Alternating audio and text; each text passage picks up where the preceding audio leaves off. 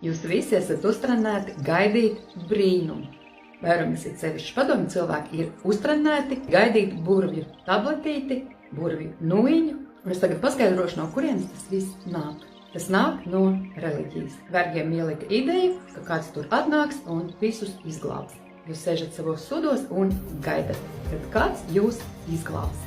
Visas šīs programmas tika ieliktas vergos, ka kaut kāds tur Aladins atnāks, kaut kāds tur džins, kaut kāda tur zelta ziltiņa vai līdaka vai vēl kaut kas, un tu sēdi savos sudos un neko nedari. Tev tur borēm stāsta, ka tev jāpagriež vēl otrs vaigs. Tas ir tas, ko mums iemācīja ar šīm metaforiskajām pasakām. Un tieši tas rada iekšējo konfliktu.